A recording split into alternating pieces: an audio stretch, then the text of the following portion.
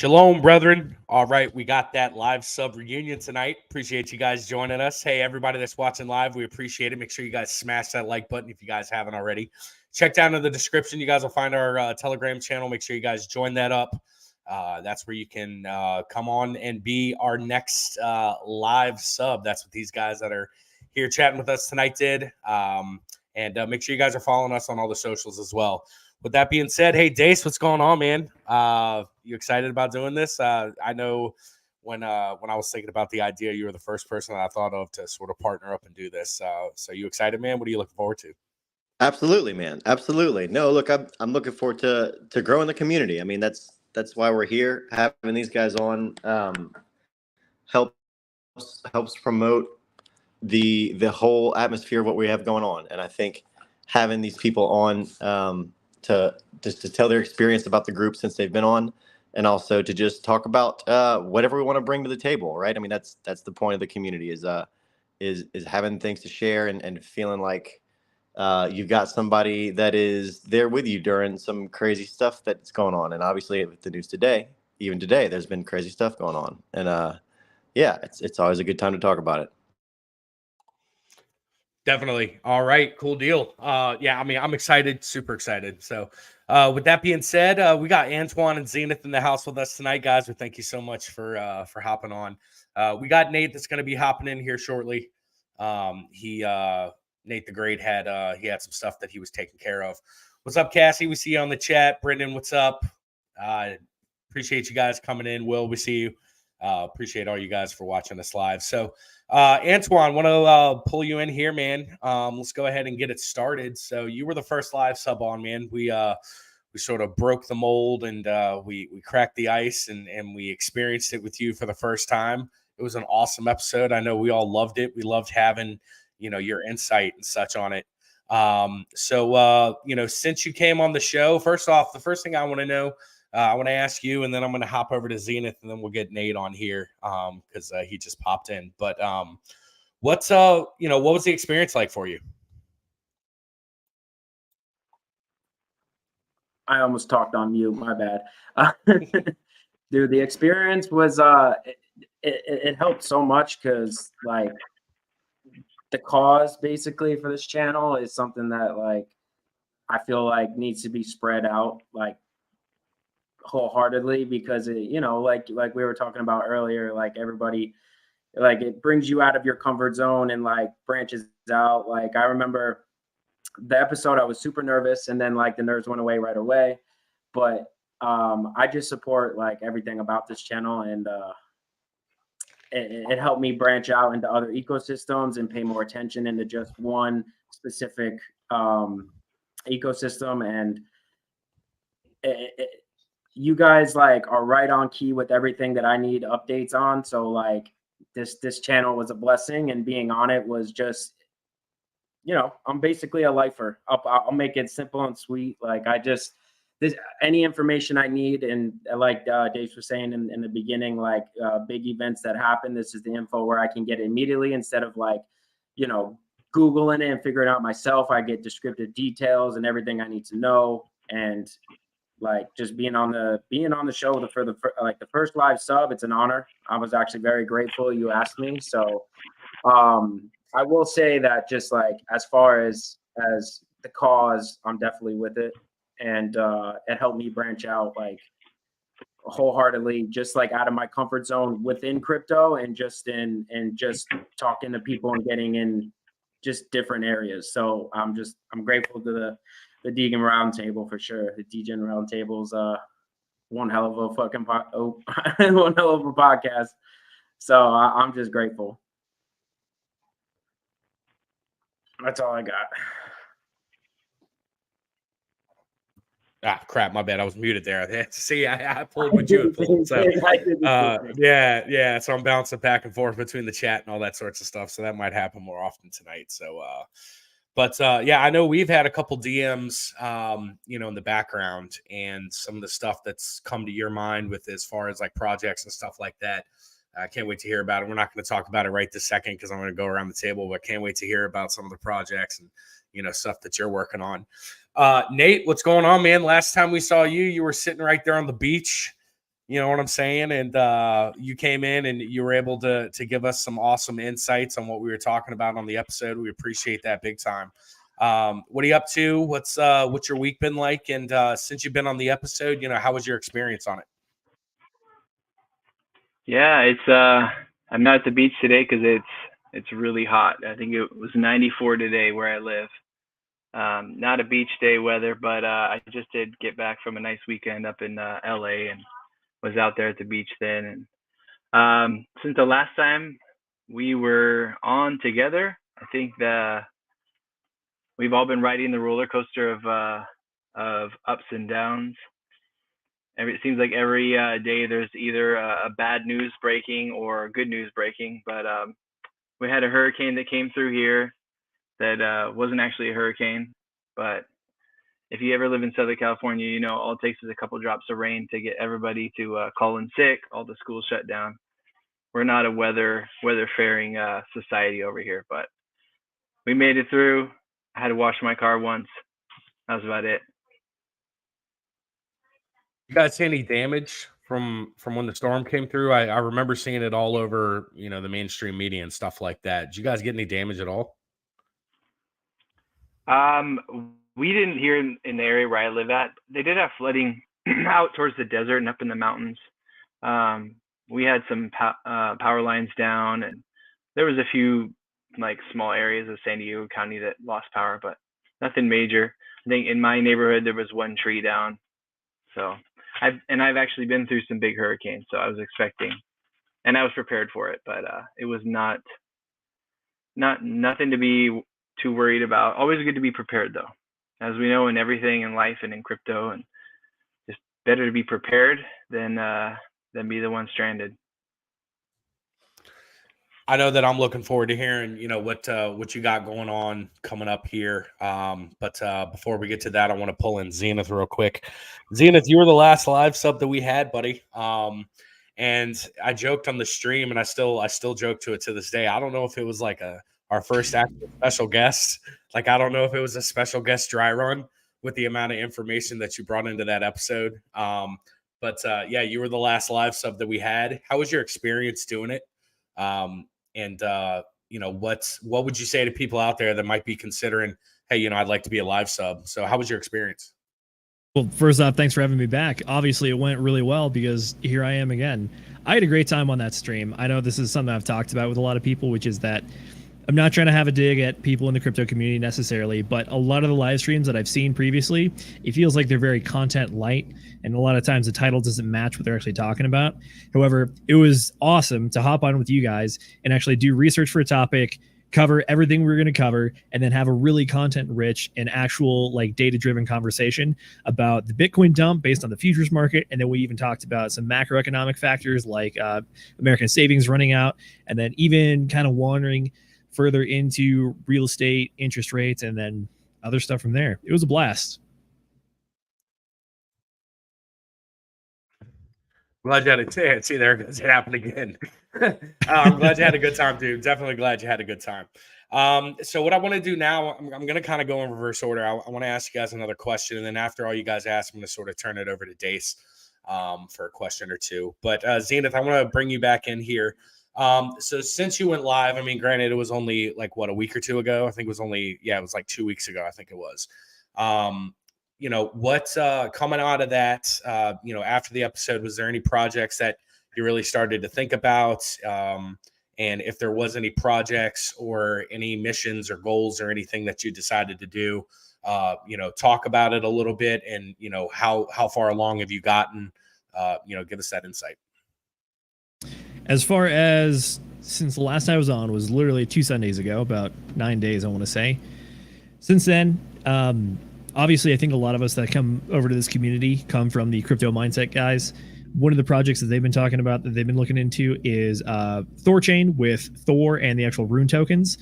That was a bit of a foray for me into Elliott wave theory. I've studied it here and there, but this is actually my first attempt at pulling the trigger and trying to make a play with that. Been doing that.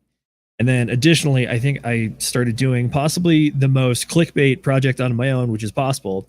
I was talking to a buddy in the office and said that there's all kinds of weird stuff that influences the Bitcoin cycle, such as you can actually track the moon and how the moon phases affect peaks and troughs. So I used ChatGPT to run a simulation on Bitcoin trading using the moon phases and see how it would track over about a 4-year process. In summary, you lose about 3%, but you still technically made money. So I've never heard that before. yeah, it's a very odd thing. They say everything in the market runs on cycles. You can go on to TradingView today and go find the moon phases indicator, and it'll pull it up for you, show you full moons and new moons. Basically, you buy on the full moons and you sell on the new moons. It'd be interesting if go ahead, Dace. I've seen Randy Hilowski and also Waters Above talk about that, and I think it's actually a paid TradingView feature. I went to go look at it myself out of pure curiosity, and I realized that it wouldn't show me unless I had paid TradingView, or maybe I just wasn't logged in. But I couldn't immediately pull it up. But I've seen some of the same. It's smart to pair that up with the AI tools to see what the outcome is. That's very, very smart. I didn't take it very seriously as more of just a gag experiment, and I was just trying to show my friend how to run an actual simulation on your own. You can use ChatGPT to print out dates for you and helpful Bitcoin prices from the past, and then just line it up. And then also, if you're not an Excel wizard, if you tell ChatGPT what you want to do in Excel, it'll write the functions for you and then even explain what it's doing. So it's a nice. It'd be interesting if you took two portfolios. You put one and you did that trading strategy, and you took another portfolio and you just did a trading strategy where you bought and sold off of Richard Hart tweets, and to see which one would be more successful. It'd be interesting to see that happen. There might be like a little mock portfolio sort of set up to find out, which one would be more profitable. That'd be interesting. That'd be a good one as well. Yeah, for sure.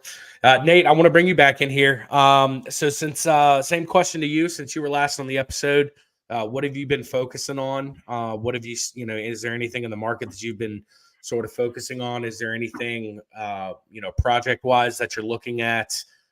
Any, increased Twitter activity, anything like that you've been doing? Yeah. So in the last few weeks, I've been really diving into more of the Oath ecosystem. I was already pretty deep into that, but not necessarily Phantom Oath, but just the Oath tokenomics and the changes that they're proposing. The Earn stablecoin that they have, the yield structures that they've launched. They have a lot of really cool projects that are getting involved with them on Optimism, Arbitrum, of course on Phantom. They're also on BNB chain, but they, if you haven't seen, I would recommend going into their Discord and looking at the announcements. They are launching a article. Actually, I believe it's a series of articles to explain the new changes that they had been working on for their tokenomics. But I just like the whole team, and I think what they're doing is long term in the sense that maybe it's not as profitable as some other projects right now, but they're either building the groundwork for or are going to be the leaders in some of the industries that we would probably not even imagine are going to be so big in the future. There's some really smart guys in their team. Also, a lot of the Web3 gaming that I've been following, they are launching more fleshed out projects. And I'm looking into that. I'm following a lot of those because I'm not a big gamer, but I see everyone playing more and more games, especially mobile games. So I kind of have my own little running list of developers that are integrating with the blockchain, that are focusing on mobile gaming, and that are focusing on international games. So games that are in multiple languages, because not everything translates for every market, but the ones that do, they can easily be translated and marketed to people across the globe. I think those are going to be huge, massive in the future. We see cell phones able to play more and more. And honestly, I think that the age of the console, although it'll always be there, it's going to be, kind of the luxury of the rich to have a console. And I think the future is going to be mobile. So that's kind of where I'm niching my time and focusing in hyper on that right now. Do you think Web3 is ready this cycle to take off, or do you think it's going to take another cycle or two before it really gets roaring? I think the issue with Web3 isn't the ability to launch games.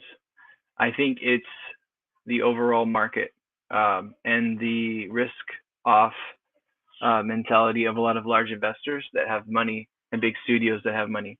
They see the potential of it, but right now they're just waiting. Like we see a lot of big investors in the other sectors are waiting to see how things play out, when the most efficient and effective time for them to enter the spaces. But if you look into patents and into smaller developers that are starting to form partnerships or being bought out by these large groups, they're making moves behind the scenes, and they're preparing themselves.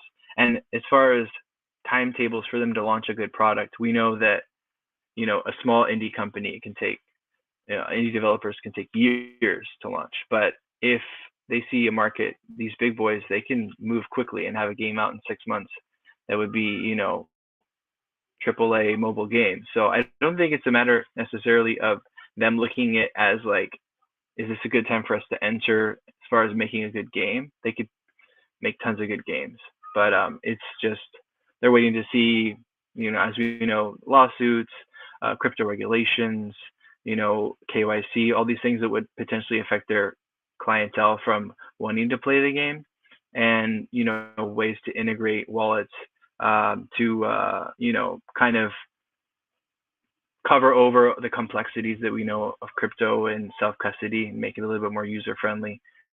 Those things are all going on right now. It's just a matter of money, and a lot of the big players are on the sidelines just holding. I don't know about you, Dace, but I think he just talked his way into becoming the Web3 gaming subject matter expert. I'm just throwing that out there, man. Absolutely. That's what I'm hearing right there. So good stuff, man. Now it's going to be exciting to watch and exciting to see. And I know that you're going to be up there giving some updates and stuff like that in the community. So definitely keep charging forward with that, focusing on that. That's awesome. All right, Antwan, I want to bring you in here. Same question to you, man. Or what new projects have you been looking at? Have you been looking at any side hustles, getting involved into anything? Is there any particular ecosystem or project coin that you've been looking at? Fill us in what you've been up to. So funny enough, I got last time I was on the show, I've got my fingers in many pies. I wanted to expand my my crypto horizon, so I jacked up my GameFi. I was Nate the Great. Thanks for that info. That was actually new to me. I didn't know anything about that, but pretty much just been bouncing off a bunch of different ecosystems. Like I've been heavy into pretty heavy into Cardano recently. I actually really I did my research on the developers and the tokenomics of the actual coin itself, the L1, and I really appreciate just everything about Cardano. So I'm starting to kind of branch out a little bit rather than just in the Pulse ecosystem, because when I first started, because I found you guys through this mindset course, so like I was pretty much was really kind of diverted into the RH ecosystem pretty much, and I kept listening to not staying in the just one simple ecosystem. So I did branch out. So I'm pretty like my horizons are pretty out there, but I've been pretty heavy into I want to say meme coins, which controversial take on meme coins, but I am sort of involved in the 9-inch project, but not to like an extent level, but not much I can really say. But I came up pretty big with when WETH came out, was able to make some little bags, stuff like that. But all in all, just I'm branching out. I'm not staying exclusive into one. I'm just enjoying the dip, man. Everybody's freaking out. I'm enjoying it. I'm busting my ass working and enjoying the dip. But I I got a lot of things going on. I'm trying to get into GameFi a little bit more because I actually agree with Nate a lot. That's something that I'm probably least knowledgeable on, and I do believe, like, you know, he's right. I did a little bit, not too much research enough to talk and get on the same level as you guys, but I do believe there's a big future in it. So that's something that I'm definitely willing to learn and get into. But man, I'm just basically in few words, I'm just enjoying this ride. I'm enjoying the dip. I'm having a blast. Everybody's freaking out and I'm enjoying it. You know, that's why I love, like, you know, people and groups like this, because, like, while everybody else is freaking out, we're just chilling, you know, and basically riding the wave. Yeah, you guys are a little bit more technically advanced than me. I'm just basically throwing money and whatever my buddies are telling me what's good. My knowledge in crypto is just, you know, it's improving every day. I'm trying to get myself involved in as much projects as I can. The one project that I am involved in, I can't really say too much about, but that's why I'm here, man. That's why I enjoy this particular podcast. That's why I enjoy listening and being here, and I'm grateful to be here. But that's pretty much my scoop. Good to hear, man. Good to hear. That's exciting. All right, Dace. Hey, I'm gonna go ahead and turn it over to you. Do you have any questions that you wanted to ask? You know, one or two questions that you wanted to ask the guys. Yeah, man. Go ahead. Yeah, sure. So I guess my question would be, I personally, like, it sounds like you guys have a similar background to me.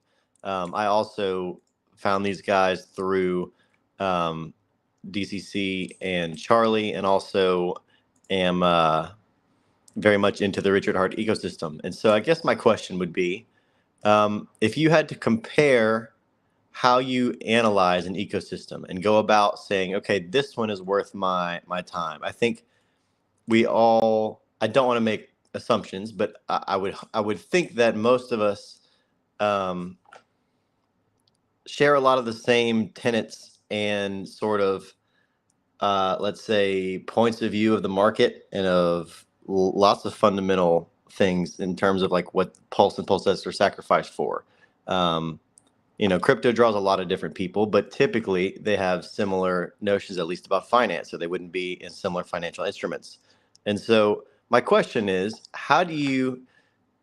We all saw value in the Richard Hart ecosystem. I think it's safe to say. How do you go about comparing those other ecosystems and assessing their worth relative to the one that we've found worth in currently? Like, what's your process when you say, okay, I understand Bitcoin, I understand Ethereum, I understand the Richard Hart ecosystem. Now I'm going to go look at a Solana, or I'm going to go look at, you know, each one of these other plays, a Web3 play, whatever it is.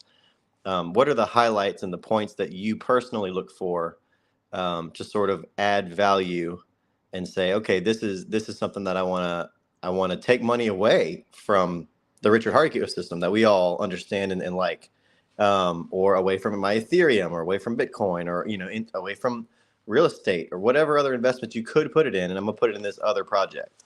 I'm curious about it because I tend myself towards maxi-ism. I'm trying hard to not be too much of a maxi, because I think it is important to diversify. But I am curious about how people go about assessing the different ecosystems when there are so many of them, and they're all very unique. You know, Nate, if you want to go first, my friend.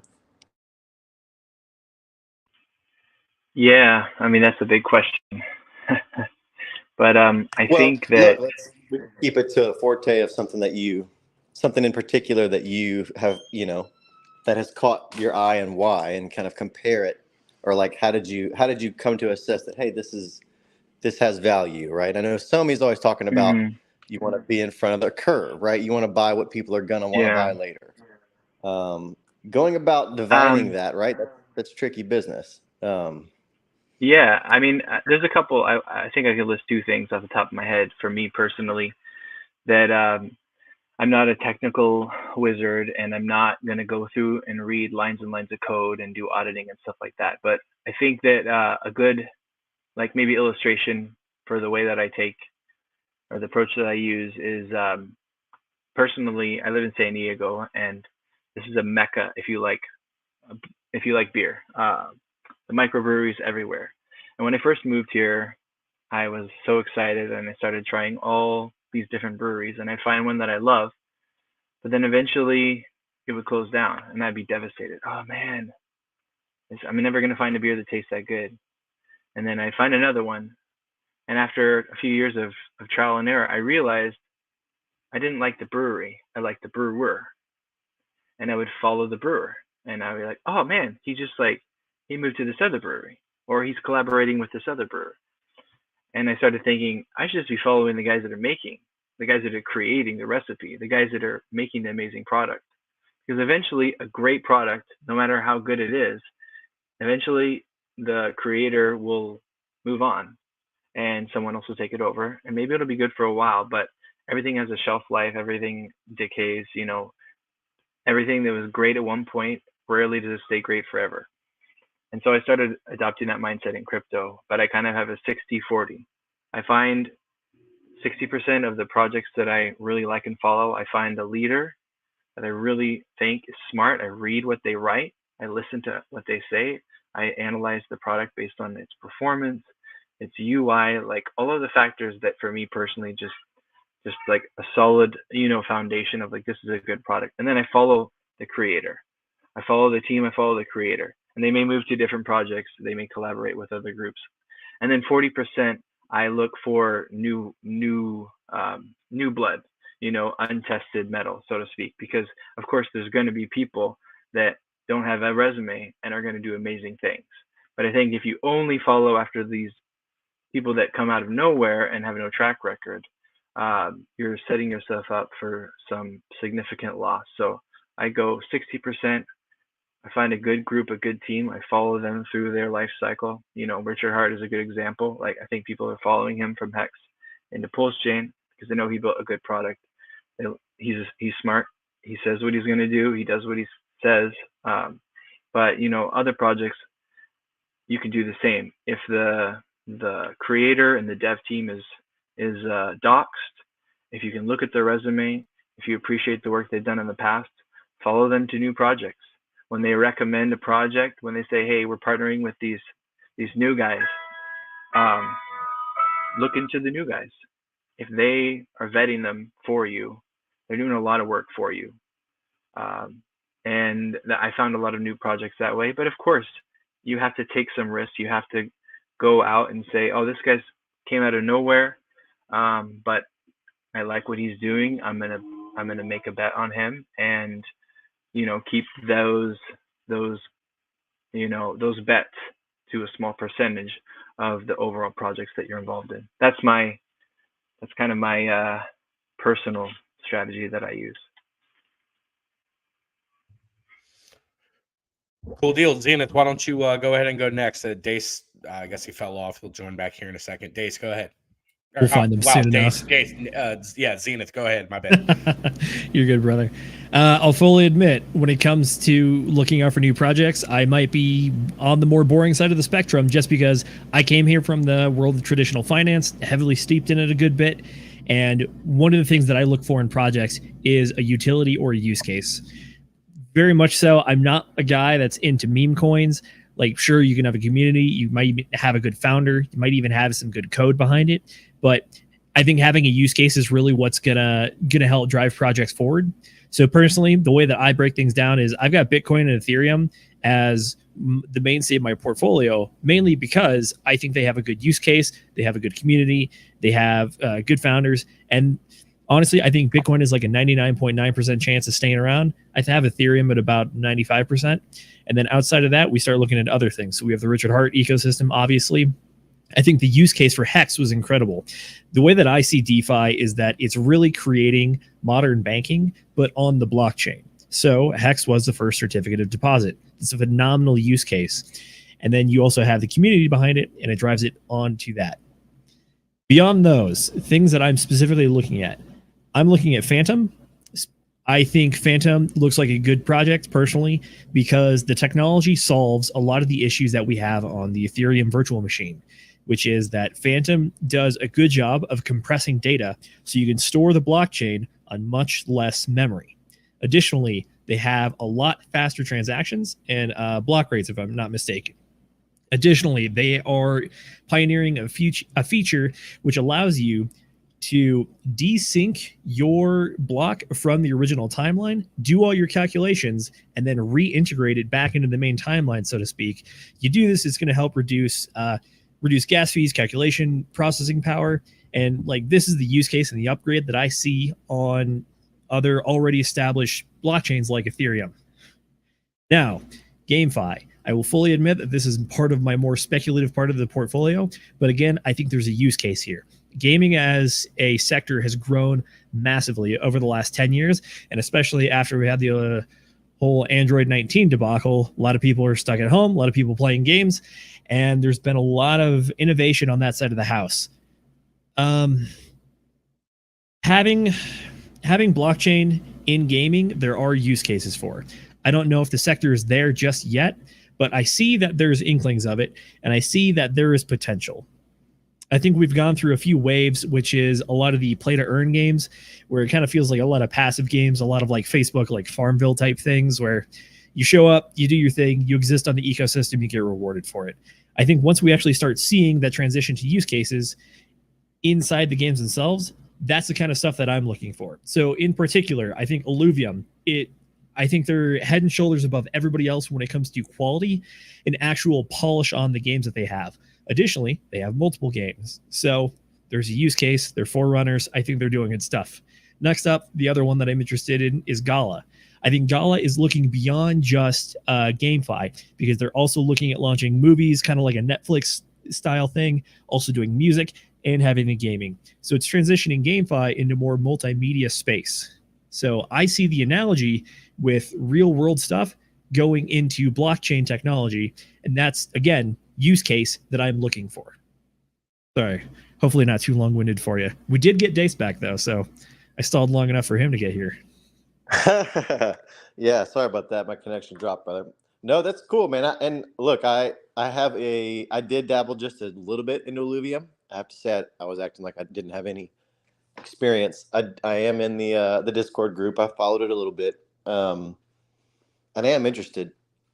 I'm also fascinated with whether, the pipe dream is Grand Theft Auto 6, where you can cash out your cash into real cash, right? I mean, that's the gaming pipe dream, I would think. But I'm joking, kinda. But like I guess my real question for the Web3 folks is, what's the guarantee that all of these companies aren't just obliterated when something like that happens, right? When some of the already existing AAA people partner up, and I guess who they partner up with is critical, right? To handle the transactions, et cetera. But I'm fascinated with what happens up the food chain when it comes to existing game creators, because it does seem to be that there's a gap in sort of playability, retention of players, sort of making the sort of loops that the game folks want, right?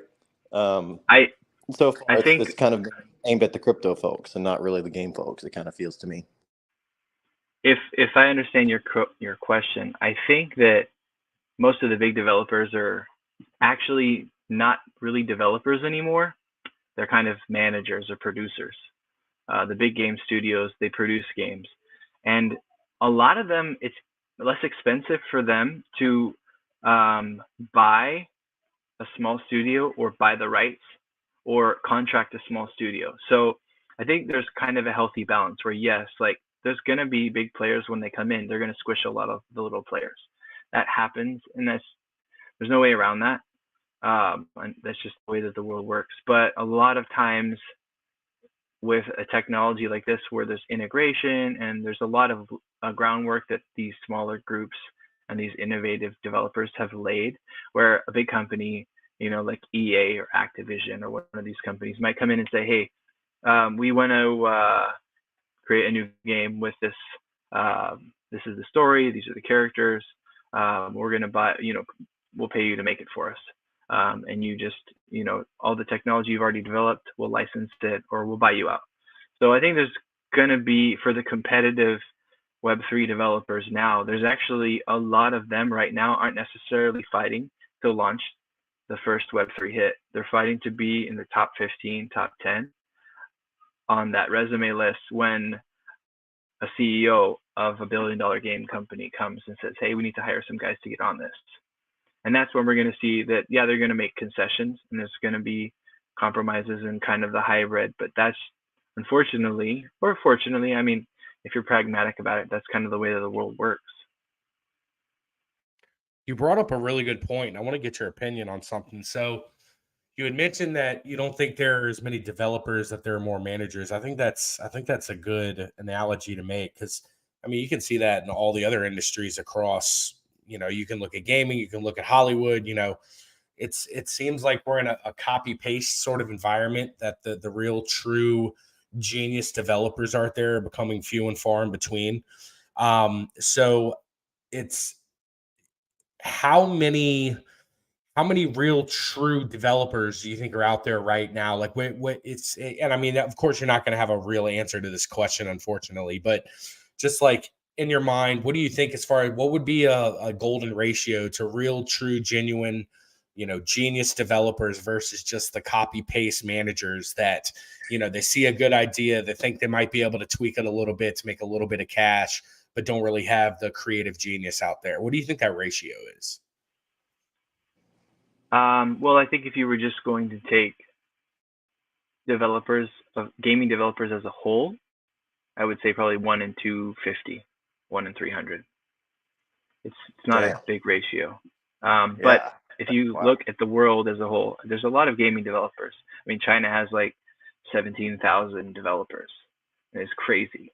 They're focusing on little mobile games for the most part, but it only takes, as we know, it only takes 1 or 2 games to go mainstream to change the whole industry, and then everyone is on board. So I think that the use cases, like Zenith brought out, the use cases have been kind of unclear or not unprofitable, but just not necessary. Most gamers are like, I don't need these things to play the game. But I think as games become less and less, or more and more virtual in the sense of augmented reality, virtual reality of that nature, where more and more of a person's kind of individualism persona is online, as we're already going, I think that the use cases will grow a lot more. But there's already a lot of developers that have really creative use cases. And I went to a convention a few months ago, and there was 300 developers represented there. And I would say out of the 300, there was probably 5 that I could say this is legitimate, something that they have something here. They have a really good vision. And that's a normal ratio. But I think that it's also nobody knows about this potential yet. So once a few people get on, few big players get in the game, then you have a lot of people that are are focusing more attention to it. You have creative use cases, but there's just nobody with money behind it. Gotcha. And I know that you would send us a private message that you're going to have to pull out here in a minute. So if you have to pop off, that's cool. Go ahead. We appreciate the time that you've had. Absolutely. On the show and all that stuff. Thank you. I appreciate it. Antwan, I want to pull you in here. It's just, you had mentioned that you're starting to look into GameFi. You said that you haven't looked into it as much as maybe Nate has. Is it in the research that you've done and looking into it, would you agree with that ratio that he gave, the 1 to 250 or 1 to 300 when it comes to true developers versus the copy paste? And then, I want to allow you to speak on that for, a quick second if you want to. And then I want to give you the opportunity to ask Dace's question, to answer Dace's question as well. How have you taken like your, what you've learned in Ethereum and Richard Hart? How have you, applied that to projects that you're looking at now? So yeah, I'll be the first one to admit I'm not nowhere near knowledgeable in GameFi as much as Nate and Zenith, but as far as that ratio, I wholeheartedly I feel like that was like a spot on ratio. I mean, realistically, that you could say that, like you were saying, like all around, just universally in every aspect of what's and just society in general. Just like there's the developer age and the genius form is slowly decaying, and it's mostly just bouncing off each other's projects. And as far as what I can see, you still have like, you know, like the Richard Harts and the Charles Hodgkinsons and Jeremy Woods, and you know, like those types of guys. It's just the way I look at it is like, is it a project for me? And I'm just not like much familiar with GameFi to really have any comments. I do have some Gala, I do have some Illuvium. I remember getting into the Illuvium packs and stuff like that, just off bouncing off, talking with the boys in the chat and whatnot. Haven't really like looked into it much. I don't really yeah, it was never my cup of tea, but I do, you know, I took what, you know, DCC and Charlie, I've recommended. 10% of my portfolio is GameFi, mostly in Gala, V2 now, but that's kind of where I stand. And I'll be the first one to admit that as far as the knowledge about it, I'm not like invested as far as like in depth with the knowledge as far as like I am with the RH ecosystem and Cardano and Ethereum and stuff like that. I do see it as like a possible. That's why I would say I'm invested in it. The future is there. GameFi is like, I mean, and the way I think, I mean, I don't mean to offend, but like, it's obviously the future. I mean, my little sister like met her boyfriend on Xbox Live type deal. Like, come on, like it's just the fact that something's branching off GameFi in general, or like created a crypto community, or just that ecosystem off, like Nate was saying about mobile apps and stuff like that, is actually very intriguing as far as I'm concerned. It's definitely something that I want to do more research in. But as far as like what I look for and what I branch out in is, I mean, my top are I would say Ethereum, Cardano, Bitcoin, and RH, man. Like that's, you know, I like optimism a little bit too. I like what they're doing, but like Charles Hodgkinson and Jeremy Wood, as far as like their attachment with Ethereum, branching out and starting something that you know, I would say in 2015 people thought they wouldn't be able to do, is highly respectable in my eyes. And just and I see a future, and mostly what I look for is the individual, the developer individually, and what they stand for, and how many FUs they want to give the government is where you get my real attention, I would say. That's why I'm very heavily invested in Richard Hart, is because I like him as like a person type deal, and if I can get behind that, like him as a person, that interests me. I'm not so much as far as like a in-depth tokenomics technical kind of guy. I'm more of like what's this developer about, and is like everyday, whether it's show or not, like what can I find out about so and so, and that's why, you know, not to hop back into RH, but that's why I'm, you know, a big fan of them, and like I said, Charles Hodgkinson with Cardano, and you know, that's pretty much like how I've looked at it. I'm still like pretty new to it, so as far as like all the technical and TAs and FAs and all that stuff, and in depth and all that, I'm still, you know, not, you know, I'm on the fence about it. But like I said, I go into like pretty much on a personal note, if whatever I can find. I mean, there's not much you can, but like I said, that's pretty much what I branch out on. Optimism, and I take suggestions is mainly what it is. Like whatever I watch, I'll do whatever research I can, look at the charts, see how it's been for the last year. Do, you know, I'm getting my TAs up. Jay's video on TA really helped me as far as going that abroad, and I make a lot of decisions when it comes to L1s and their ecosystems off that, really. But I would say that's pretty much like how I go about branching off into different ecosystems. Yeah, Right. You on, guys man. are really Yeah. fucking smart. Jay is a beast, man. It is true. Jay is fantastic at what he does. No, look, and I feel you, man. Oh, he helped Look, me a lot. Yeah. it's why I am also, I am very, very heavily invested in what RH has to say, like you said, in sort of his political stances. And even in this case, like a lot of people are talking about, will he settle or will he fight it? And somebody pointed out, I thought this was clever on Twitter. Somebody's, pointed out, look, his handle is Richard Hart win, not Richard Hart settle. And like, as much as it would be easier for people to have him settle, I think in the short term, I also just as likely could see him really dragging it out and making as big of a show of it as he possibly can. So your thoughts, and then I guess after that question, Josh, I'll hand it back to you.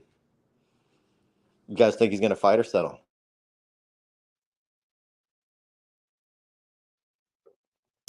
I guess I'll take this one first.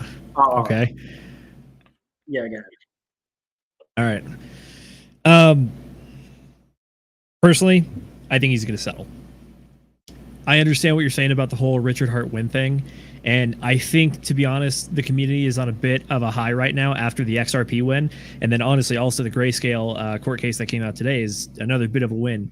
However, at the same time, I think that a lot of the people who are developers look at the inevitable SEC coming after you is that the settlement is honestly just a bit of a tax. It's a bit of the pay to play.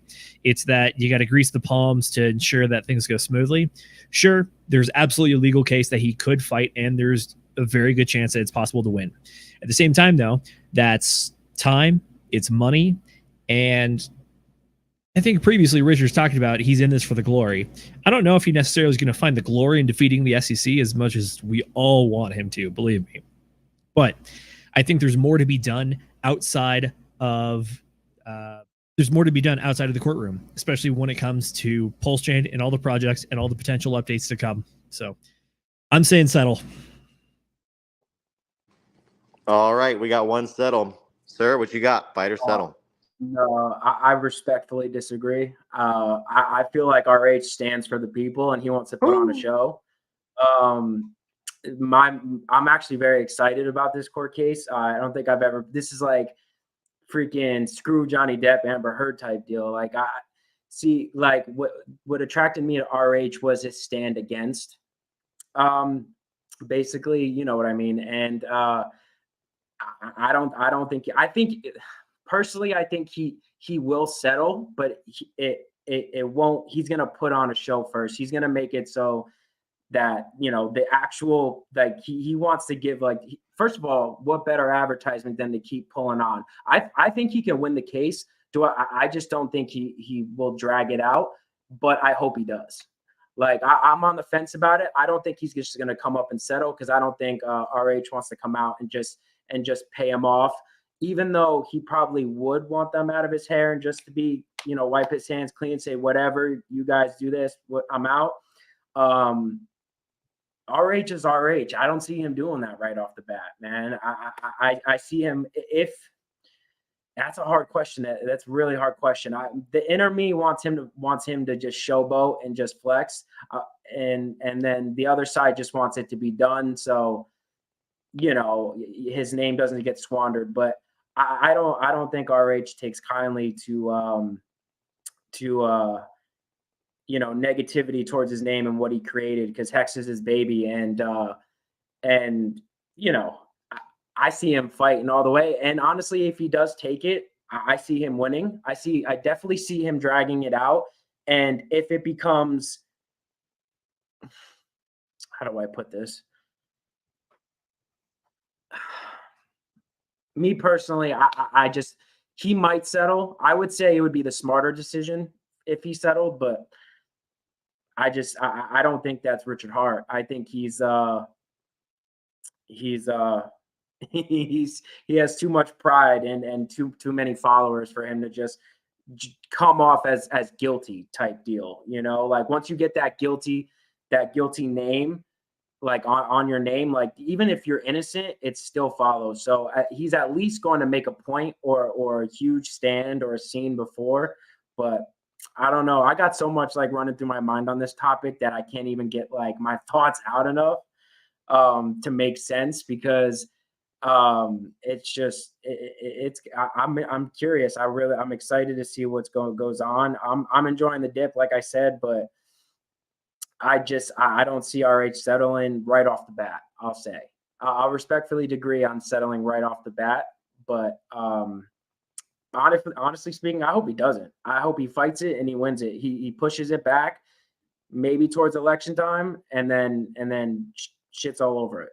That's kind of like what I'm kind of thinking might happen, just because there's too much going on at that time for the SEC to really just go after RH, because I mean they're just losing left and right as far as what I can see, and they're trying to make a name for themselves again and trying to shake off an embarrassment with XRP. So who do they go after? The biggest, the most popular man out right now. So I think he knows that, and I think he's kind of just like, nah, not me, not my name, and that's kind of how I feel about it.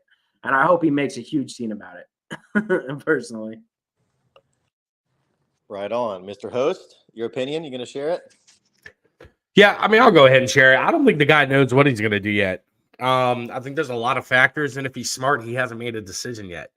Unless he has overwhelming evidence that he can prove that, the SAC money did not go to his personal, well-being or his personal wealth or whatever. If he has overbearing evidence that says that that's not the case, then he's already made up the mind that he's going to fight. But honestly, I don't know. Let's think about the consequences, right? So if he settles, a comment was made that they think that Nate here says he thinks settling would be an ultimate win. I love Nate like a little brother, man, because we disagree, on things. I don't know. I think if he settles, the headline was Richard Hart used sacrifice funds to enrich his lifestyle, and he settled out of that. Like, he didn't attempt to fight it. He didn't do anything like that. He settled that. So that's always going to be the headline, and that's always going to be the response to the headline is, well, the guy settled. All right. So at the end of the day, I don't think that's a good look to people that are on the fence about him, that are still making up their decision. I don't think that's a good look at all. I think that you had a large majority of people that sacrificed in the PulseX that missed the PulseX sacrifice, that they were still pretty new into crypto. And, there's a lot of love being shared from YouTubers across YouTube, Hex influencers that absolutely love Richard Hart. I'm not one of those, I'm agnostic towards him, to be honest with you. I don't have absolute love for him. I don't have I don't think of him as a god or anything like that. The dude's successful, he has a successful product, and he has a strong community. All right. And that's why I'm here, because I'm very analytical with my money, and that's what I look for. And that's what I saw. So that's why I'm sitting here. But I think there were, I'm not even going to say a majority. I think that there was at least some in the PulseX sacrifice that, they were new. Maybe they were under the spell of the Hex influencers, that maybe they threw the money in and then they're sitting back and they're like, well, wait a minute. Did he actually do this? Like, is this something that he did? And if he goes and settles, that's going to leave that question lingering in the back of his head, because, he didn't go through and fight it.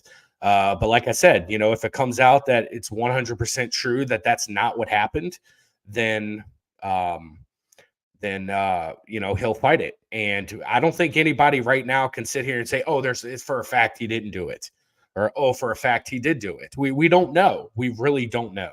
And I think we're going to learn a lot about what happened when we find out whether he is going to settle, whether he is going to fight it, and whatnot. But I still think there's a lot of stuff in the system right now. There's still a lot of variables, potential wins for the SEC or potential losses for the SEC down the road could, make up a determination for him. It could help him sway whether, if the SEC starts taking more L's, he might be more inclined to fight it. But if all of a sudden the SEC starts checking off win after win after win, then it might be something that he's just like, you know what, let's go ahead and settle. So at the end of the day, that's my opinion. We'll But yeah, we'll see what happens. How about you, Dace? Right on, man. Look, I am of two minds about it a little bit as well. I think everything that you've said is pretty smart. I think everybody here shared valid perspectives and opinions on the situation. I do think, I really like the take on it that Somi shared in his crazy conspiracy. I'm a bit of a conspiracy theory guy. I like my tinfoil hat. And, he posted about how Richard Hart's tone changed, coinciding with the timeline of the original filing of the document. And if you follow his tweets from the timeline of the original document, if I'm not mistaken, it's a lot of the more legalese and the foundation of a legal argument is kind of how the tweets read. And so that makes me think, okay, maybe he's going to fight it.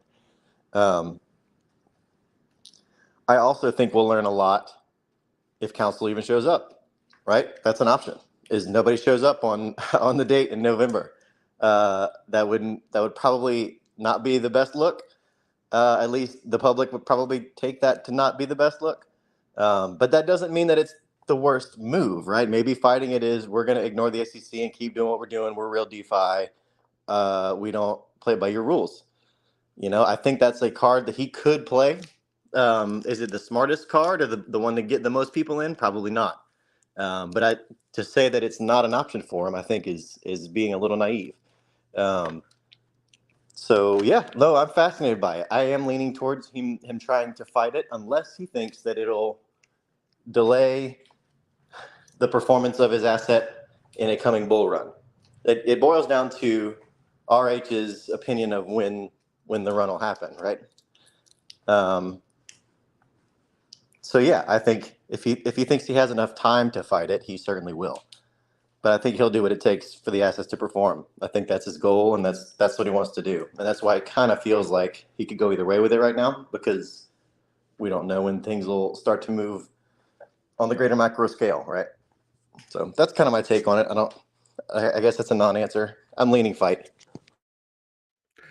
Well, what I can tell you this, because I read over the paperwork that was filed on him, and I remember we had a conversation about this live on stream about it, and it was very poorly written, and it was obviously written by somebody who didn't have all of the details. So when I initially read it, I thought, this is absolute bullcrap. Knowing what I know, given my background on, how legal documents are prepared and the verbiage that's written, and then, being a part of the sacrifice and being, along for the ride up until launch and all that stuff. It was a very emotionally charged lawsuit that was filed against him.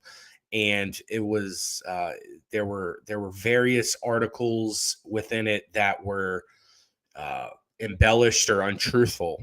And that's why I say if he settles, it's not going to be a good look, because you got people like me that, they have, the knowledge of how lawsuits are written. And there are plenty of people, especially around during the PulseX sacrifice, that sacrifice money and they waited 1.5 years, 2 years. So, if it settles, I don't necessarily think it's a good thing. And this is what I'll say. I don't know if that's necessarily going to affect the price. So when I say it's not going to be a good thing, I'm thinking about how his legacy will be perceived, which is, I know, what's most important to him. He even said it in the highest stakes that, he's going for glory. So if you're going for glory and you settle on a lawsuit that was poorly written and that's super emotional, that's going to tarnish that goal towards glory. And that's my personal opinion. But yeah, I mean, you just came off mute. Did you ever reply to that? I did. My question is, you said two interesting things there, and I don't know, maybe I'm not following you, or I'm curious how they marry up to one another. You said something about something to the effect of you don't know if it'll affect the price. And then you said if he settle, basically, I don't know. Do you think settling will affect the price negatively?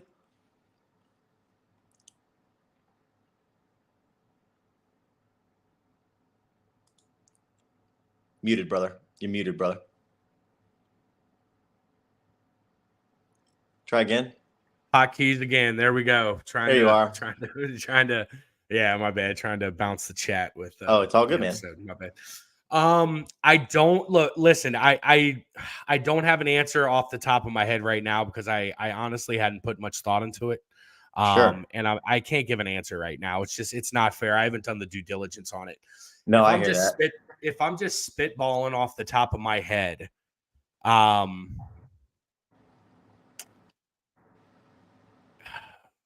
you know, I don't see how it could help the price. And I'm just, if you settle on a lawsuit that says that you use investor funds to enrich your lifestyle and you don't fight that, to me, I don't see how that maintains confidence in the ecosystem.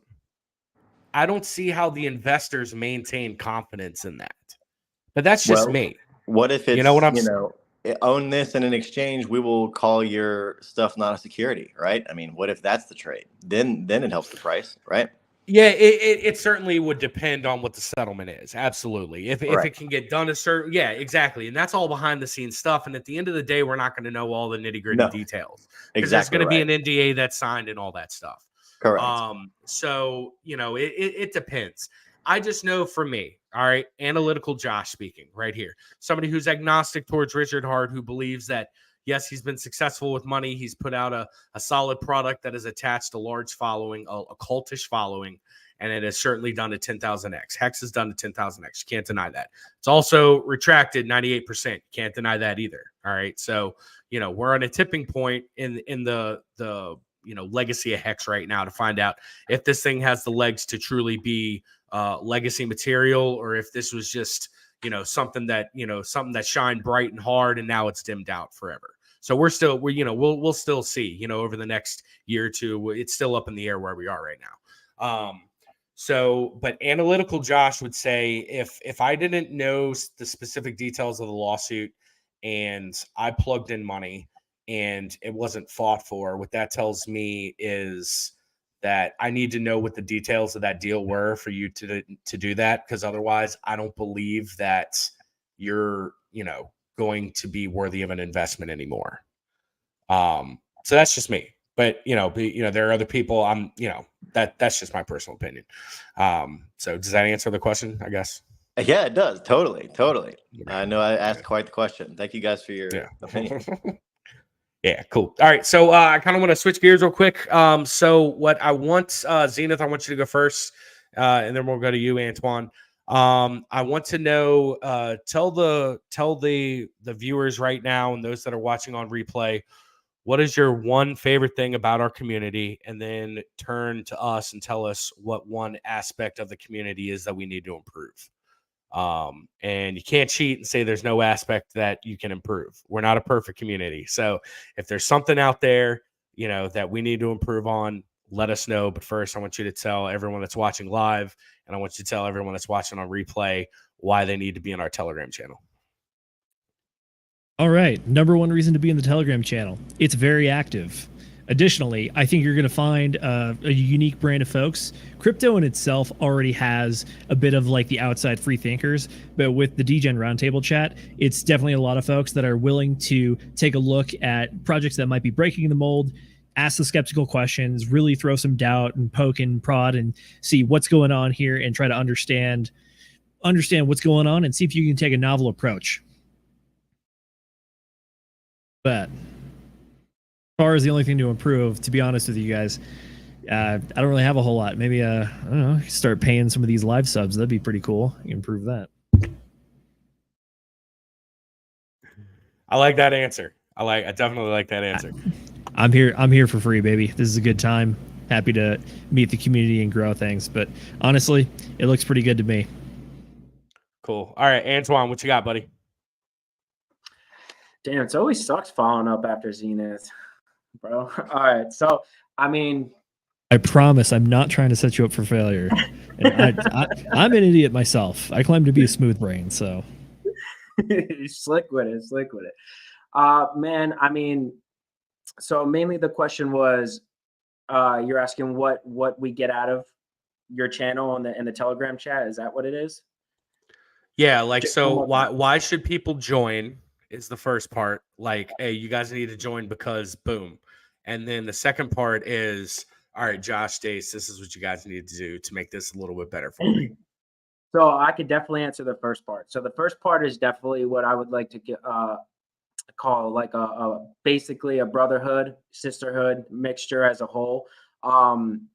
People who have like motivations that aren't backed or supported by their immediate friends, that don't have that drive, that don't have that adaptation to just branch out and just not work that day job just to survive. And just for me, this is like my reality as far as who I can talk to about actually improving and being self-sovereign. Is like that's like that word like is huge to me, because like getting a group like these guys and sharing what they do and taking the time out and being involved as far as this community is something that helps like people, someone like me who didn't know anything about it, like, you know, joining the crypto course and listening to like advanced level talk and not knowing what the is going on, but still taking like, and then going in the chats and seeing who would help. Like these guys right here, as far as you guys were the ones who answered as far as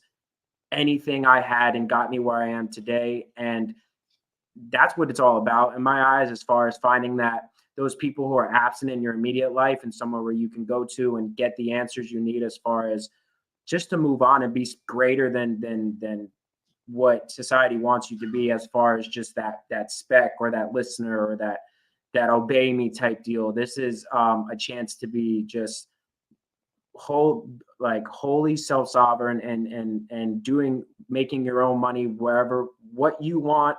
Just that whole inspirational locker room speech type deal. That's what I find this community to be. And it's not even just a showboat. Like it's true. And I really appreciate everyone in this community. The Telegram chat, like Zenith said, very active. Questions are answered like that, like no matter what time it is, all over different parts of the country, different parts, I'm pretty sure the world. Like, and there's always an answer back. Every time I've asked a question, there was an answer back. Every time I had trouble with something, or if something was true, TA, FA, shit, there was a poll in the chat the other day on which there should be improved on. Like nobody does that, like live stream big names. They just say what they want to say, and that's that. Like that's your content right there. Like that reach out and like what do you want is something that like I respect greatly. So I got a whole lot to say about why to join the community, man. As far as I'm with Zenith, man. I mean, little dollars here and there, so it's on a little song. I mean, hey, he said it, not me, or he said it first, I should say. But nah, man, I really don't think there's, you're doing it already. I mean, you got DCC coming on tomorrow. I mean, come on. I mean, what can I say that you're lacking on? You're only moving up. Maybe if you're going down in the future, I'll chime in. But as far as the way I look at it, you're moving up the totem pole, not down. But I don't know. Maybe have me and Zenith a part of the show full time. I mean, what do you maybe? I don't know. I like it. Well, I'm glad you said that. So I got another question. It's going to be a two-part, and then I'm going to turn it over to Dace to see if he has. Before we get through this, I can't believe I forgot to actually say this. So one of the best parts of being in the Telegram is you get access to Jay and his TA. I've been trying to talk to that guy for 2 live streams now, and I've missed him every time. It's a great reason to get in there. I can't get him either. I can promise you this right now. If you sent Jay a DM on Telegram, you said, "Hey, buddy, can we just like chat real quick?" The man's going to pick up the phone and call you. I can promise you that. I will promise you that he might be, dusting off some furniture or something like that. But I tell you, if the dude finishes dinner and he has time, he's going to hop on the phone and call you. I can promise you that. That's just the type of dude Jay is.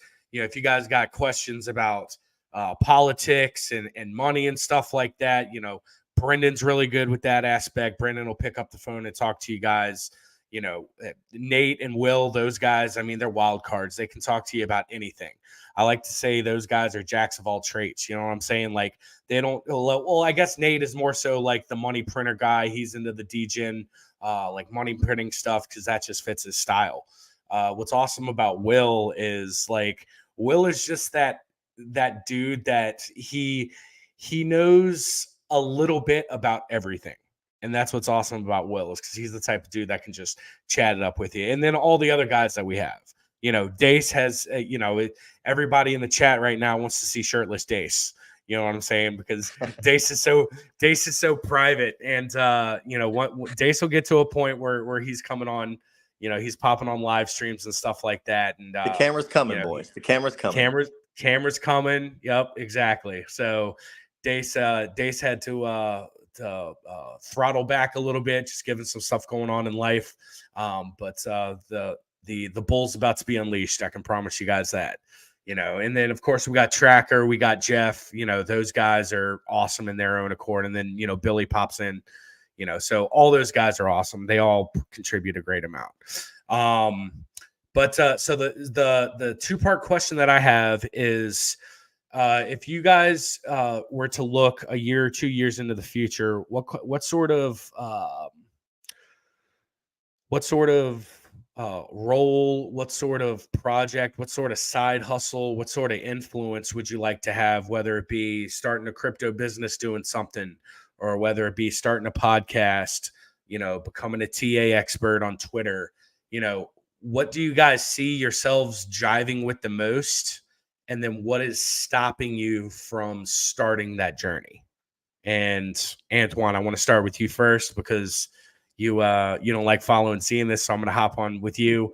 So what do you see that's cool, and what's stopping you from starting that journey right now? So it's funny you say that, because I just messaged you the other day. So you gave me a great idea. I'll give you a little credit on this. So I'm newly into, as far as being like taxes in crypto. So I remember contacting Josh. Was it yesterday? Maybe, I don't know, man. I work so much I can't remember time anymore. But so I don't know much about it. And then as I look through the chats, a lot of people don't know much about it. So I would say, at least a majority of the newcomers don't know much about how taxing, works in crypto. And I'm actually new to it as well. I didn't know they could tax you for swapping. That was new to me. So basically something that I kind of want to get into as far as the crypto sphere. I don't think I can outshine Jay and TA, so I'll put that on retirement, or just not eligible, period, NA. But I would love to get into like being, like you said, I'll give you a little credit, like a tax consultant, a crypto tax consultant, because that has like a ring to it, and it's very helpful. I'm pretty good with numbers already. That's why, like, being new, I was able to make the gains that I have so far. So that seems like something that, like, I would love to get into. As far as what's holding me back is that it was brought to my attention this week. So, mainly that's the reason what's stopping me. But I plan on definitely furthering my education as far as that regard, and hopefully helping people in the future. But I think I'm going to give it a try. If not, like, at least look into it, do my own research and whatnot, and get into that, because you made a great point to me in that message that, like, that could be huge, and anything that could be huge, and me taking a risk together in the same equation could be good for me. So that's pretty much something that as far as the crypto sphere, I'm already involved in one project. I'm sort of involved in the 9-inch, sort of, not greatly, but I have, some interface in it, as so that's a step I took. I pushed for myself. But as far as my own thing, solo dolo, I would have to say being some sort of crypto tax consultant. And actually, live stream, I'll give Josh the credit for that, because that actually really piqued my interest, I'll say. Hey, Dace, do me a favor. Tell this man how much money he could be looking at a year, 2 years from now, if he dedicates himself to becoming like a tax consult, like a Oh my crypto tax gosh. consultant.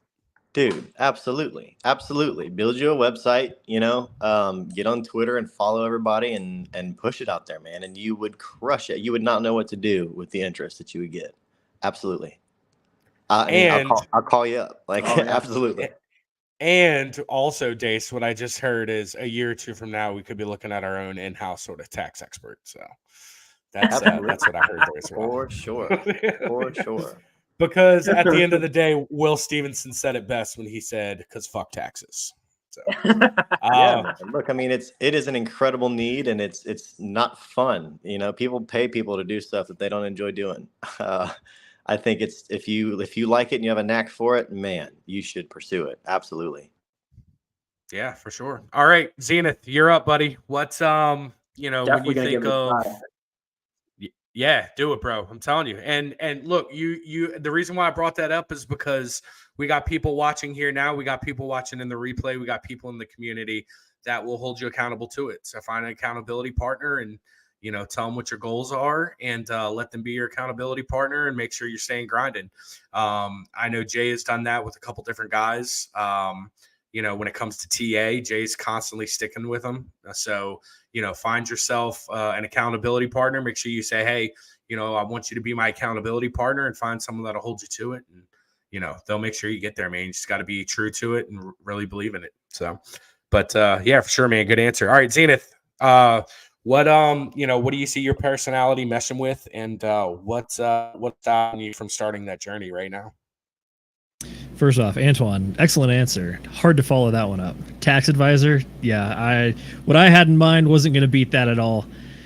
My goal was to start a bit of a social media following and then eventually get to the point where I feel knowledgeable enough that I can actually start offering like coaching or advising sessions to folks and just get a little bit of a side hustle going, honestly.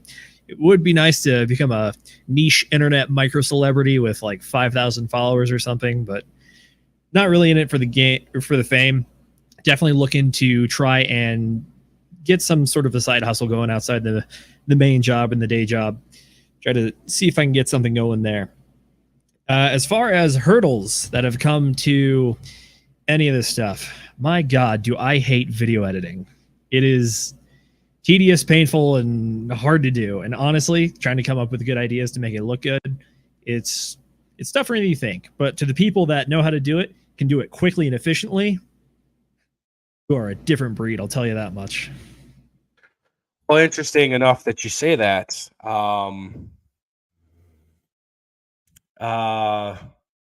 Dace, do you have anything to say to anything that's going on with his hurdles and stuff like that? Are you Sure. the video editor? Yeah. No, I mean, I know one. Oh. So I work in audio video. I own a business that does audio, video, and lighting, and I've recently been growing it. That was going to be part of my answer in terms of the side hustle or what I've been doing. I've really been pushing hard on my website. I hired some admin help, and I recently finished a big job and hired a videographer to come shoot it. And so, yeah, man, look around.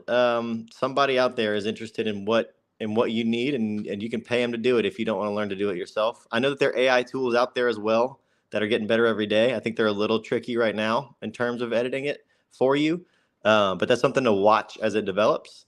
And man, take the bull by the horns. I started my own company in 2016, and nobody's going to do it for you is a mantra of mine. It's really true, man. But look, if the guy's work comes out good, I'll get you in touch with him, and that way I'm sure that he would love to just farm it out and cut you clips. I mean, that would be a dream gig for him. So if you have the resources to pay the guy or somebody like him, you can find him, man. You can get over that hurdle. And I'm literally jumping that hurdle right now. So I feel you, brother. And it is fair. It is not fun, but you can do it. Yeah. As far as actually doing the outsourcing goes, I know that's a big step up in the game. I would just like to see if I could do it myself. I don't know if it's an ego or a pride thing, just trying to do it myself, but it'd be nice to at least get a little bit of a revenue stream going before you start paying for services. But I hear you. Sure. And I was going to say, as far as the audio visual stuff goes, how am I doing? I feel like you got not terrible lighting. Camera's all right. You look great. And the mic You is look great. Thanks, brother. Appreciate it. Yeah. Yeah, man, everything looks pretty top notch. Everything looks pretty top notch. You got the pop filter, the whole nine, brother. You got Excellent. to set up. You got to set up now that I'm like, dude, why haven't you already started like your own YouTube channel and stuff like that? But that's you got a good setup. Your mic's great, lighting is great, all that good stuff. I guess little fun side story. You look So great, thank you. The current channel that I have going is actually my third channel I've ever done on YouTube. The second one was started off as just me posting gaming stuff with my buddies. Then eventually I started a UFC podcast, like playing fantasy football with the different cards with one of my buddies. And then eventually the Chinese Communist Party ripped off my name and my logo for a shitty embroidery company. And somehow they're my main competition now. So. Oh man, the internet, am I right? It's wild. Look at this. Hey, Nate just sent a message in the chat, Zenith. He said hit him up. I see you, Nate. I'll hit you up. He can help me make it efficiently as possible. So yeah, man. I like your goals, dude. And yeah, I'm pretty sure if you just stick with what you're doing and continue to contribute in the community, as we grow, we're going to have people with various backgrounds come in. So, it wouldn't be hard for you to be able to partner up with somebody, in the community. If there's anybody in the community now that's watching either now or that's watching on the replay, by the way, if you guys are watching now, make sure you guys smash that like button if you haven't done so already. Let's get those likes up. But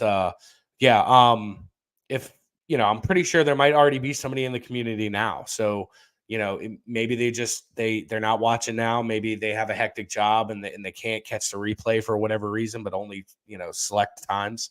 Put it out there, see if anybody's talking about anything, and really grab the bull by the horns and get that thing going. And it's because that's why I said this in the pre-show. I've talked to Dace about this, and Dace feels the exact same way that I do, and I know everybody else in the community does. We're all about putting out good content. We're all about recording the conversations that we have, and we're all about helping out people and all that stuff. But at the same time, we're also about empowering people to do stuff. You know what I'm saying? And that's why I wanted to ask you guys that question, because really, up until we started our own little Telegram group out of the CMC course, and we had a video call, the 9 of us that produce, that come on the show, and then the one producer that we have that we just brought on. Shout out to Jen out there. She's not with us tonight, obviously, because my hotkeys keep screwing up. So Jen, we need you back here in the studio as soon as possible. So if you could get back to Maine, that'd be great. But up until we had that initial video call, on Telegram, and we actually talked to each other, and we all sat back and we're like, whoa, this needs to be recorded. This sort of thing wouldn't even be possible. So it's all about empowering, and that's what we look to. And Dace, correct me if I'm wrong. You feel the same way, don't you? Yeah, absolutely, man. 100%. The what attracted me to you guys and to the group, and I think the common thread that we didn't even have to talk about was what you're talking about right now. Was that it's guys that are hungry for encouragement. They're hungry for somebody who is interested in pushing them forward and in learning. No, I think you said it very well. I'm on that same page. Like I said, I shared a little bit about my own journey as well, and it's I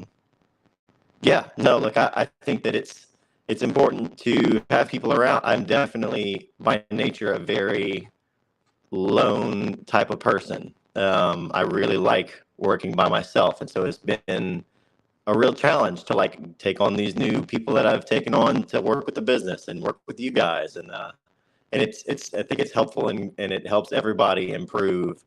Like we said at the top of the show, like you guys said from your first experience on the show, that when you iron sharpen iron, and all, like you said, the locker room speech, that brotherhood is still needed even in the digital age. You still have to have it. So I'm very thankful for all of you guys, for sure. Hey, Dace, just do me a quick favor. Just, mute your mic or something like that. You're starting to crack up a little bit. I want to, because I'm about to turn it over to you to see if you have another question or two.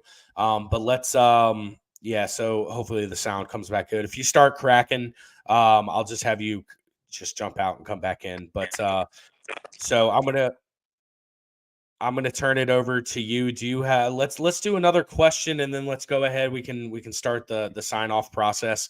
But let's do another question or two. And if you guys in the chat, if you guys have any questions, make sure you throw them out here. Nate, the guys kind of answered the question that you had asked as far as DGen plays. They had indirectly answered what they were looking at right now. So if any of you guys have any questions in the chat for the live subs or just us in general, make sure you guys throw them out there. But Dace, I want to turn it over to you for one more question or two before we close out. Yeah, it actually is cracked on my end too. I don't know why. I don't know if I need to drop if the show is messed. I don't know why all of a sudden. But my question, I guess, if I've got another one, would be, what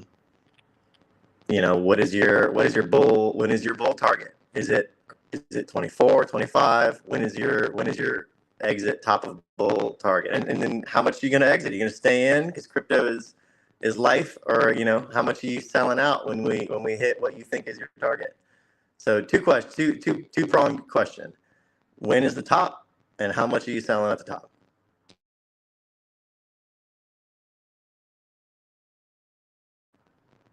Antwan, my friend, would you like to go first? I know you got a good answer, so take it. That's a fun question. Thank you, Zenith. Hey, real quick. Hey, Antwan, real quick before you answer. Hey, Dace, go ahead and drop, and then I'll add you back. Let's see if we can get that connection fixed. But Antwan, go ahead and answer. That's actually a really hard question for me to answer because I would definitely say I might be looking at a long term with crypto. Are some scares as far as in the future and crypto being attacked as a whole from from what I hear at different sources on different aspects. So it is a little intimidating, but I'm in this for the long haul in my eyes. What is my top? That's tough, man. My top is when I'm rich, bro. I mean, that's all I could say. Like when I'm able to comfortably be out of there and buying houses down here in South Florida, I'm holding probably till 25, hopefully. I'm just going with the flow, man. I mean, it's really hard to answer that because the market right now for me is unpredictable. That's why I'm very on this particular community, because you guys give me the info I need to follow. But I don't know, that's a hard one. I would say when RH wins his lawsuit and Hex goes to and Pulse Chain goes to the moon, that's my exit strategy. But I'm never, the way I've learned is never to come fully out. So, maybe 40%, 50%, 60% here and there, and then buy back in at the lows 26, and then keep on keeping on, and then following new projects. But yeah, like I said, that's a hard question to answer. I don't really. I would say my future plans, I feel like crypto is very unpredictable as far as where my level is at. If I keep paying the J's TAs, maybe I'll be able to hop aboard as far as predicting, future outcomes. But I'm definitely a long holder, I would say. And I greatly want to be a part of different developments and projects, ecosystems in the future. So, basically my short answer would be shit when I'm rich. Hopefully 2025, late 2024, 2025. That's what I'm praying. Whatever God's out there, I don't care what God it is, man, but I'm praying to it. All right, I'm gonna add a quick little adder to that question. All right, without telling anybody what your portfolio is. All right, what I want to know is what would the price of Pulse Chain and PulseX have to be for you to just punch out, exit work, chuck deuces, I'm done. You guys can catch me on the beach. Everybody's got that number. Everybody that has any sort of, amount in Pulse Chain or PulseX, they already know what that number is. So again, without saying what your portfolio is, what is that number for you to hit that eject button and just peace? We're supposed to know that number. Yeah. Man, at where I'm at right now, I would say comfortably. Oof. If Pulse Chain hit 1.5 cents, I would probably be out the door with what I've got, without giving too much out there. And Yeah, for that's sure. And yeah, don't give too much out there. That's the that was the yeah, point of it. you know, I'm heavily invested in the RH ecosystem. I will say that, without giving portfolio out. All I could say is, yeah, I'm a fan, and probably 1.5 cents, and I can probably be be meeting you guys just on retirement type deal. All right, cool. I like it. I like it. All right, Zenith. I want to give you the opportunity to respond to this comment before you answer. So there you go. JC is throwing you a little bit of love there. So JC, I appreciate it. Thank you very much. Yeah. Making me do the math again, which look, I'm not opposed to, and I will do the math. So to answer your question, well, I'd have to answer it with a movie quote, and am I allowed to swear? Yeah, you can swear, but don't forget, Jay still had that 2-part that he wants. You know, when is the top of the bowl, and what's your exit strategy going to look like? You're going to sell 80%, 60%, 100%. What are you going to do at the top of the bull market? And then that little caveat at the end there. What's that number for you to punch out? Okay, I hear you. So as far as will I be selling? Yes, I will be selling at the top of this bull market, about 90% of the bag. Keeping the moon bag for sure, but we're here to take profits, so we're going to be taking profits. My target, so this is where it actually, I'm going to try to channel my inner J and do the best TA that I can. So the way that I look at it is I'm operating off the 4-year Bitcoin cycle for sure. I haven't seen any evidence so far that suggests that we're breaking from it. We're going to maybe like a 6 or an 8-year cycle, which means 4-year cycle. However, the question for me is, we had a weird double top in the last cycle, which means that my math has us either topping out in April of 2025 or November of 2025. Obviously, a bit of a big time frame difference there, but that's what it's going to be. Looking at my charts, the last cycle ran for about 204 weeks. So if we assume 52 weeks times 4, that gets us to about 208 weeks. That puts us at our targets. So I'm planning on trying to start DCAing out probably like 3 or 4 months before my anticipated top. I'm yet to figure out which one of those that is. But this is something I talked to Will about previously, is I'm trying to build systems so that I don't get emotional about it, so that I stick to the plan and don't mess it up. Let's see. As far as my number, is there a number that will get me to leave? No, this is my movie quote, because I'm not fucking leaving. I'm not fucking leaving. I'm in this, and we're going to stay in this for a while. Not one bull cycle, it's all of them. So that's what I'm here for. However, 10 cents. 10 cents pulse. 10 cents pulse. All right. We got I'd quit the day job. We got 1.5 cent. We got 10 cent. Okay. Dace, I want to throw that little add-on over to you, buddy. Is there a certain amount for either Pulse Chain or Pulse X to hit for you to punch out? I mean, look, hopefully you asked me in 3 months and that's a lot lower number, right? Because I've just been accumulating the whole time. That's the goal. Right now, you know, I'd be cool with either of those, right? The issue is, when is the top, right? That's the problem. Do you hold all of it? And if you don't hit your target, guess what? You're on the pony for another 4 years. That's the tricky. That's the real tough part of the game, my friends. When it starts moving up, when does it stop? Just like when we're going down, where's the bottom, right? Kind of a tricky game.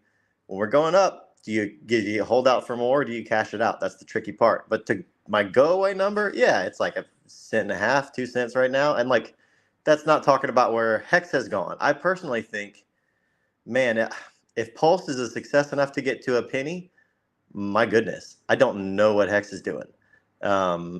If you look at the ratios of how Pulse and Hex are related, that brings you to some interesting numbers. My portfolio, I like Hex. I have all of them, but I have plenty of Hex. And so, Yeah, I'm curious. And like I kind of do, like most people, I think we are evaluating the ecosystem kind of as one, not as one coin, but as one valuation, let's say, that's got these interlocking pieces, right? So yeah, look, especially, considering where it would put the other stuff, pulse to a penny, I'm happy with that for sure. I honestly, a tenth of a penny or even a half of a penny, depending on what Hex has done at a half of a penny, we'll see. We'll see where things lie. I mean, half a penny's quite the move, my friends.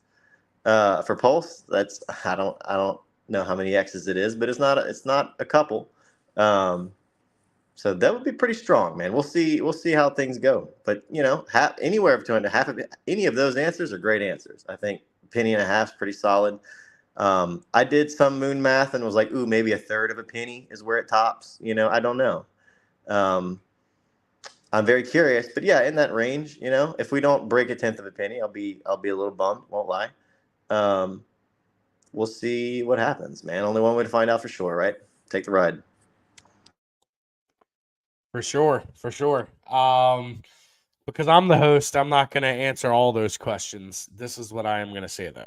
All right. I will tell you what my exit strategy out of the market is. All right. I'm not looking at time and I'm not looking at dates. What I'm looking at is two factors. Number one, are we in an all-time high? All right. If we're in an all-time high, that's going to be one check. Then the second check is going to be when the weekly RSI on Bitcoin or the weekly RSI on Ethereum starts to peak over 70%. All right. If we're in an all-time high and we start to hit that 70% mark, all right, on the weekly RSI, that's when I'm going to start my DCA strategy. And my DCA strategy is going to be, I'm going to DCA a quarter out at 70, a quarter out at 75, and a quarter out at 80. All right. And then if we get up to 85, I might say screw it and throw the rest or I might just, the last 5% will be, there, or, but I'm going to do 3 or 4 DCA strategies out using that. I'm not using time. I'm not using price. I'm using those two key factors, all-time high on the coin. And when they start hitting that weekly RSI, when it starts topping over 70, 75, and 80. So if you guys look, and you guys can go back on TradingView, you guys can look at it. All right. Although we had a double top and all that stuff, when you start looking at those key indicators, each time we've had a bull cycle and a bull top, the RSI indicator has been in the 80 to the 85% range. All right. There have been a couple times that it's gotten up to the weekly on the 70 mark. Those are typically, like strong runs, and then it'll blow off. That's why I said it has to be an all-time high territory. And, I'll even change that. I'm going to start my DCA out on a 75. So I'll go, 25% out at 75, 25% out at 80. And then, if I have to do it on the downturn, I'll sell out on a downturn, but hopefully look for that 85 for that final DCA out. But that's my strategy. So, but all right, let's go ahead and close out. So what I want to give you guys the opportunity to do, Antwan, I want to give you the opportunity to let everybody know sort of what you're looking forward to over the next 3 months, next 6 months in the community. And, if you have any social medias that you want to put out there, if there's somebody that wants to find you on Telegram, where can they find you on Telegram? Somebody wants to become an accountability partner of yours, where can they find you? So what are you looking forward to over the next 3 to 6 months in the community? And where can people find you? So I don't really do social media all that much, but I'm in the DGen community. So if you need to reach me, I'll definitely respond to you on there. That's as far as all my shout out social media platforms are. I like to stay away from that. And as far as for the next 3 months, man, I love this dip right now. If you want me to be honest with you, if it continues for another month, I'll bring it down to a cent type for my exit strategy. I actually really like your exit strategy, Josh. So I actually probably going to write that down. But over the next 3 months, it's just accumulation. I'm excited for a couple things as far as a couple of things I sacrificed for. The 3 months marker is definitely will be within that 3-month mark to accumulate more. And that's pretty much just the next 3 months is hopefully, God willing, I'll just keep stacking and stacking and stacking because I'm not stopping. And that's pretty much it, man. Thank you for having me on here, and it's always a pleasure. And I'll continue to watch and be a part of the DJing community. Thank you, Yeah, man. guys. We definitely thanks for coming back, dude. And yeah, definitely stick around. So much Make fun. yourself known in the community. And yeah, dude, we'll love to have you on again, dude. It's awesome having you. All right, Zenith, you're up, buddy. Let it rip.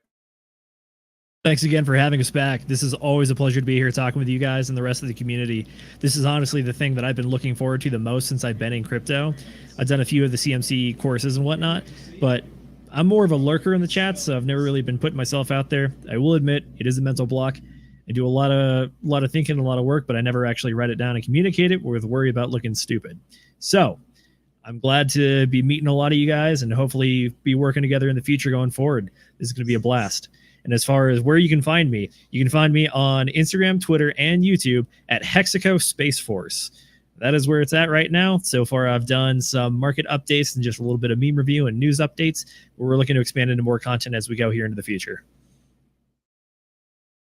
Sounds good. Hey, Jay, I know you're listening. I know you're watching. So it sounds like you might have a little competition for your job here. So give Zenith a couple months doing some TA, and we might have a couple more people doing some TA on the show. Just throwing that out there. All right, Dace, turn it over to you, buddy.